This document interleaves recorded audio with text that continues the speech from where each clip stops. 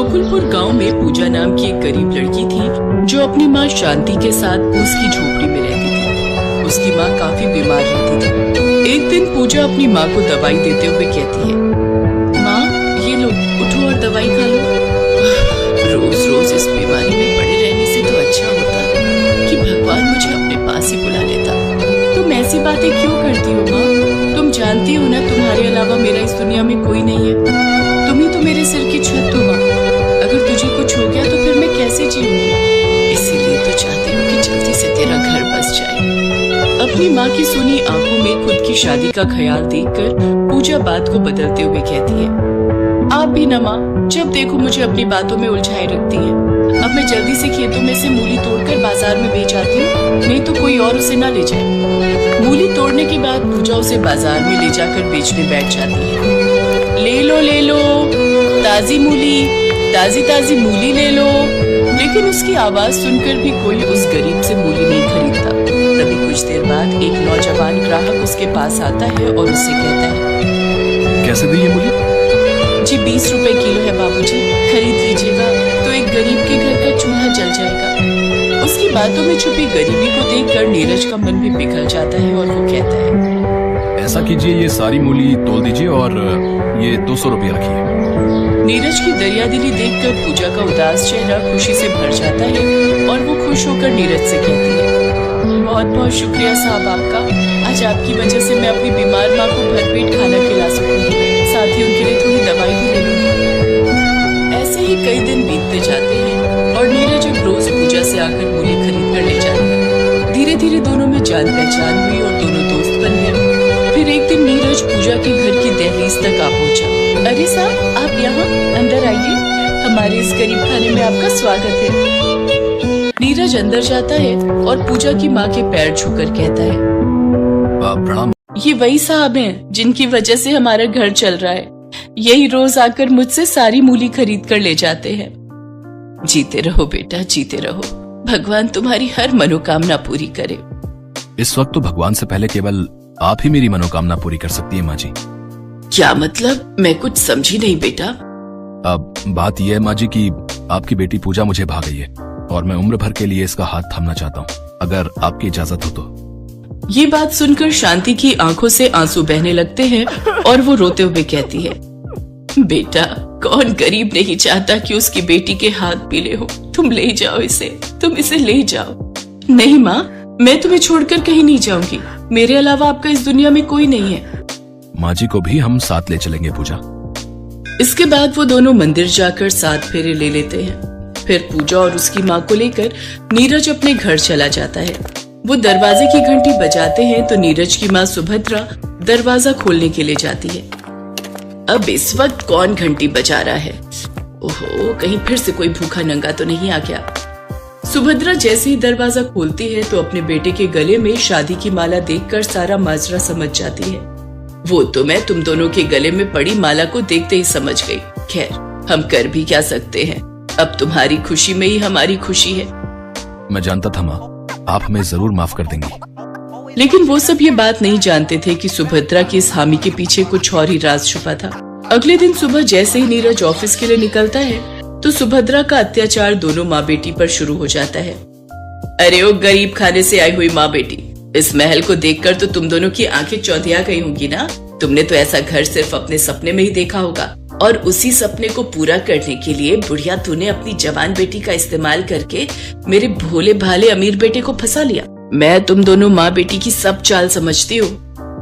बहन जी, ऐसा कुछ नहीं है, आप गलत समझ रही हैं। बस बस, अब नाटक बंद करो और जल्दी से काम पर लग जाओ। ए बुढ़िया, चल, किचन में बर्तन पड़े उन्हें धो दे। और तू बहुरानी या नौकरानी जो भी है, जल्दी से सारे घर में झाड़ू पोछा लगा और फिर कपड़े पड़े उन्हें धो दे। लेकिन सासू माँ, मेरे होते हुए आप ये सारे काम मेरी माँ को करने के लिए क्यों कह रही हैं?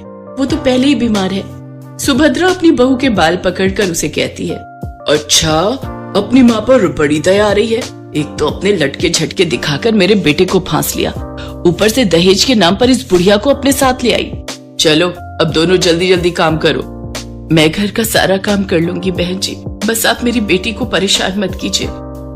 फिर बेचारी शांति और पूजा दोनों काम पर लग जाती हैं। ऐसे ही कई दिन बीत जाते हैं। नीरज के जाते ही सुभद्रा दोनों से दिन भर काम लेती और उन दोनों पर अत्याचार करती। शांति, अरे ओ शांति, अरे कहाँ मर गई बुढ़िया? सासू माँ, आज मेरी माँ की तबीयत ठीक नहीं है, उन्हें तेज बुखार है। अगर कोई काम है तो आप मुझे बता दीजिए। अच्छा, तो वो महारानी मेरे घर में आराम फरमा रही है, अभी बताती हूँ उसे। ये कहकर सुभद्रा पानी की बोतल आराम कर रही शांति पर उड़ेल देती है। बहन जी, ये क्या तरीका है एक सोते हुए इंसान को जगाने का? चुप कर, अब तू 2 टके की बुढ़िया मुझे तरीका बताएगी? चल खड़ी हो, घर का सारा काम बाकी है और तू यहाँ घोड़े बेचकर सो रही है। बहन जी, मुझे बुखार है और मुझे चक्कर भी आ रहे हैं। आज मुझ में बिल्कुल हिम्मत नहीं है कि मैं कुछ काम कर सकूं। तुम जैसे भिखारियों की नौटंकी बाजी में अच्छे से जानती हूँ।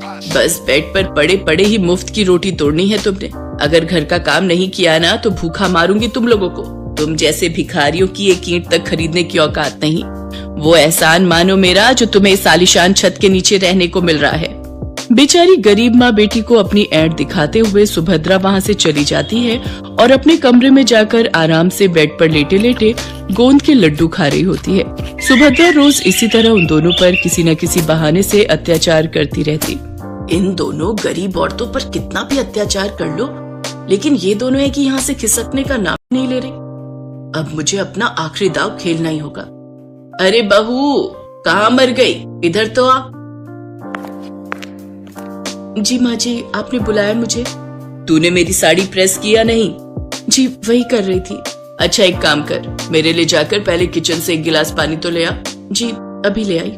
पूजा पानी लेकर आ ही रही होती है कि तभी सुभद्रा की जोर जोर से चिल्लाने की आवाज आती है। हे राम, इस लड़की ने तो मेरी पूरी साड़ी जला दी। लेकिन ये कैसे हो सकता है? मैं तो प्रेस बंद करके गई थी। अच्छा, तो तू क्या कहना चाहती है? इसे क्या मैंने जलाया है? रुक अभी बताती हूँ तुझे। सुभद्रा गरम गरम प्रेस पूजा के हाथ पर लगा देती है। दर्द के मारे पूजा जोर जोर से चिल्लाती है। अरे ये तो मेरी पूजा की आवाज है, लेकिन ये चिल्ला क्यों रही है? चल कर देखती हूँ। शांति कमरे में आती है। बहन जी, ये क्या कर रही हैं आप? क्यों मेरी गरीब बेटी पर इतने जुल्म कर रही है? अच्छा बुढ़िया, तुझे बड़ी दया आ रही है अपनी बेटी पर। माँ को कुछ कहूँ तो बेटी को बुरा लगता है और बेटी को कुछ करूँ तो माँ को दर्द होता है। एक काम करती हूँ, इन माँ बेटी की जोड़ी को ही अलग कर देती हूँ। चल बुढ़िया, तू अब भी निकल मेरे घर से, जा कहीं बाहर जाकर मर। सुभद्रा शांति को धक्के मारते हुए घर से बाहर ले जाती है। नीरज भी वहाँ पहुँच जाता है कि तभी बुखार से तप रही शांति चक्कर खाकर बेहोश हो जाती है। मार डाला इन्होंने मेरी माँ को। नीरज देखो न, सासू माँ ने मेरी माँ के साथ क्या किया।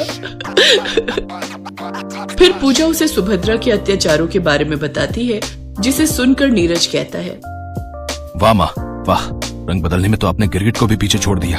एक बीमार बूढ़ी औरत पर जुल्म ढाते हुए आपके हाथ नहीं कांपे। अब मेरा आपसे कोई रिश्ता नहीं। आपको तो बस ये शान और शोहरत प्यारी है ना, तो रहिए अब आप अपनी इसी दौलत के साथ। अब रहिए इस बड़े घर में अकेले। ये कहकर नीरज शांति को उठाकर डॉक्टर के पास ले जाता है, जहाँ डॉक्टर उसे दवाई देता है। फिर नीरज पूजा और शांति के साथ अपने एक अलग फ्लैट में रहने लगता है, तो वहीं सुभद्रा को अपना आगे का जीवन अकेले ही उस घर में काटना पड़ता है।